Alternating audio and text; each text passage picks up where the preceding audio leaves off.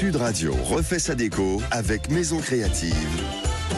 Sandrine Debrune. Bonjour Sandrine. Bonjour Jean-Marie. Directrice de la rédaction de Maison Créative. Vous nous parlez des étagères, les nouvelles stars de nos murs. Elles sont décoratives en plus. Ouais, ce matin, j'ai envie de vous parler de ce petit meuble qu'on croyait relégué au débarras, au garage, au coin lecture un petit peu triste, mais qui en fait reviennent en force.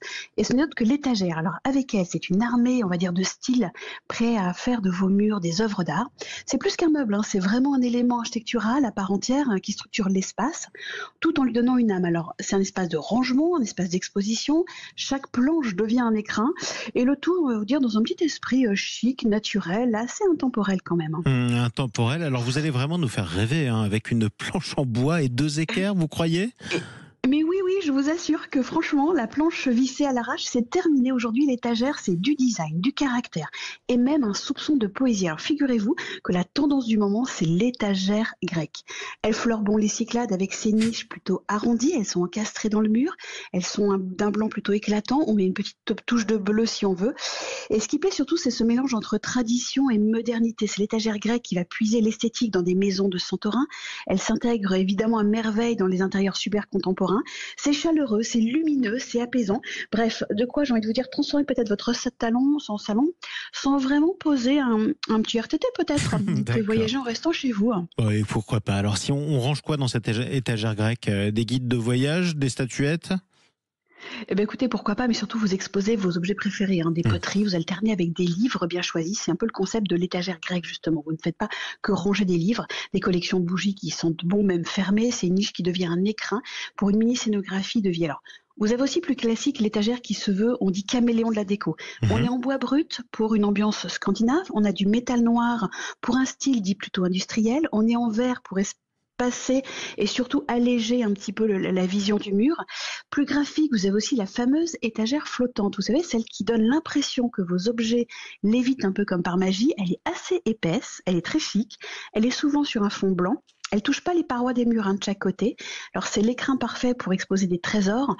Mais alors même si c'est une tasse chinée chez Emmaüs, pourquoi pas, ou une fausse plante, j'en promets que personne ne vous jugera sur le système. En tout cas, vous l'aurez compris, c'est vraiment l'idée d'avoir une exposition, une vitrinisation un petit peu de votre déco. Une vitrinisation. Alors pour ceux qui n'ont pas de place ? Eh ben, il y a l'étagère d'angle. C'est l'héroïne des petits espaces. Celle-ci, elle s'incruste discrètement dans les petits coins oubliés. Elle va transformer les zones de rangement plutôt malines, salle de bain, cuisine. Alors, derrière la porte, si vous êtes super motivé parce qu'il faut la mettre très très haut. Et sinon, vous avez l'étagère cube. Alors, elle est assez ludique. Elle a un look assez simple. Elle est sage. Elle se cache un petit peu comme une championne de la modularité. Elle s'adapte à tout. Elle va s'assembler, se désassembler. C'est un petit peu le Lego du mobilier. Alors, sauf qu'on va pas se faire mal aux pieds quand on marchera dessus le matin. Mais avec ces petits modules carrés, elle va être facile à empiler, à aligner. Elle a un peu tout compris, j'ai envie de vous dire, de ce besoin de notre vie moderne et surtout de rangement. De rangement, donc, si on vous suit bien, ma chère Sandrine, bon, ça donne quand même envie de courir au magasin de bricolage. Vous avez un conseil pour bien les choisir ou pas ? Alors, il y a 3 choses à savoir. Avant de choisir votre étagère, pensez à ce que vous allez y mettre, parce que c'est vrai que des BD, ça pèse beaucoup plus lourd qu'un petit cactus.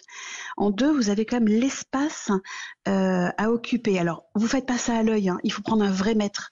C'est vrai que sinon, vous allez faire un paquet d'aller-retour vraiment au magasin de bricolage. Il y a beaucoup de dimensions, vous pouvez les faire sur mesure. Donc, prenez le temps de mesurer ce dont vous avez besoin. Et puis, surtout le style, j'ai envie de vous dire, du bois, du métal, des couleurs vives. C'est votre mur avant tout. Il vous ressemble, votre intérieur, ça devient une galerie, mais il faut aussi que chaque objet raconte un petit bout de votre histoire très personnelle. Donc voilà, prenez le temps de choisir, prenez le temps de regarder. On va vous poster ce matin évidemment des tas de photos très inspirantes sur les réseaux de Sud Radio. Et j'espère que ça vous donnera plein d'idées pour en accrocher un peu partout sur les murs. Écoutez, avec plaisir, ma chère Sandrine. On retrouve ça aussi sur votre compte Instagram, Sandrine Debrune, et sur ceux de Maison Créative.